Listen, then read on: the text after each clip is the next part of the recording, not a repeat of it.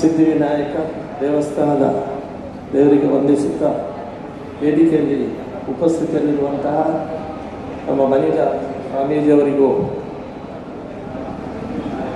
ವಂದಿಸುತ್ತಾ ವೇದಿಕೆಯಲ್ಲಿ ಉಪಸ್ಥಿತರಿರುವಂತಹ ನಮ್ಮ ಕರ್ನಾಟಕ ರಾಜ್ಯದ ಉಪಮುಖ್ಯಮಂತ್ರಿಗಳಾದಂಥ ಡಿ ಕೆ ಶಿವಕುಮಾರ್ ಸಾಹೇಬ್ರವರೇ ಹಾಗೂ ಎಲ್ಲ ಇತರ ಗಣ್ಯ ವ್ಯಕ್ತಿಗಳೇ ಹಾಗೂ ನಮ್ಮ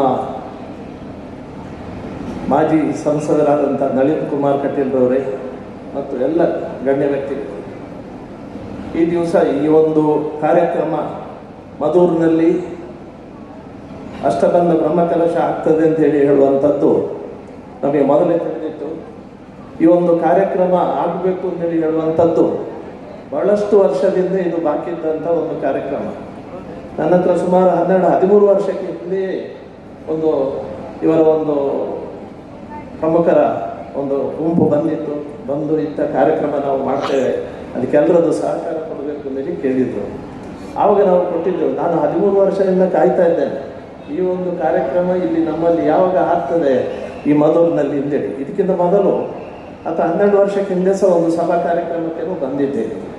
ಆವಾಗ ಸಹ ಸ್ವಾಮೀಜಿ ಅವರು ಎಲ್ಲ ಬಂದಿದ್ದರು.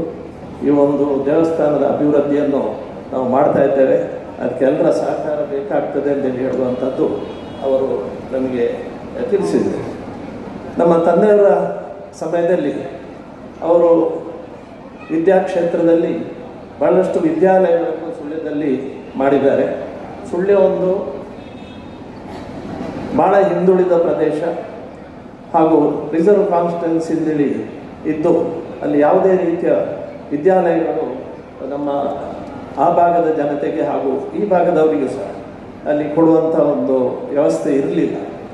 ಇಂಥ ಸಂದರ್ಭದಲ್ಲಿ ಹಳ್ಳಿಯ ಜನರು ಅಥವಾ ಹಳ್ಳಿಯ ಒಂದು ಉದ್ಧಾರ ಆಗಬೇಕು ಅಂತ ಹೇಳಿದರೆ ನಾವು ವಿದ್ಯಾಲಯಗಳನ್ನು ಮಾಡಿದರೆ ಮಾತ್ರ, ಅವರಿಗೆ ವಿದ್ಯೆ ಕೊಟ್ಟಾಗ ಮಾತ್ರ ನಮ್ಮ ಹಳ್ಳಿಯ ಉದ್ಧಾರ ಆಗ್ತದೆ. ಜನರನ್ನು ವಿದ್ಯಾವಂತರನ್ನಾಗಿ ಮಾಡಬೇಕು. ಭಾಳಷ್ಟು ದೂರ ಹೋಗಿ ಅಷ್ಟೊಂದು ಹಣವನ್ನು ಖರ್ಚು ಮಾಡಿಕೊಂಡು ವಿದ್ಯೆಯನ್ನು ಪಡೀಲಿಕ್ಕೆ ಆಗೋದಿಲ್ಲ ಅಂತ ಹೇಳುವ ನಿಟ್ಟಿನಲ್ಲಿ 1976ರಲ್ಲಿ ನಮ್ಮ ಸುಳ್ಯದಲ್ಲಿ ಆರ್ಟ್ಸ್ ಆ್ಯಂಡ್ ಕಾಮರ್ಸ್ ಕಾಲೇಜನ್ನು ಪ್ರಾರಂಭ ಮಾಡಿದರು. ಅದರ ಮೇಲೆ ಒಂದೊಂದಾಗಿ ಹಲವಾರು ಗಣ್ಯರ ಒಂದು ಪ್ರೋತ್ಸಾಹದಿಂದ ನಮ್ಮ ತಂದೆಯವರು ಸ್ವಲ್ಪ ಮಟ್ಟಿಗೆ ಪೊಲಿಟಿಕ್ಸ್ನಲ್ಲಿ ಸಹ ಇದ್ದು, ಆವಾಗ ಮಾಜಿ MPCC ಮೆಂಬರಲ್ಲಿ ಆಗಿದೆ ಕಾಂಗ್ರೆಸ್ ಹೊಂದಿರುವಾಗ. ಆವಾಗ ಭಾಳಷ್ಟು ಶ್ರಮ ವಹಿಸಿ ಇನ್ನೂ ಹಲವು ವಿದ್ಯಾಕ್ಷೇತ್ರಗಳು, polytechnic, ITI, nursing, law college, engineering college, ಅದೇ ರೀತಿ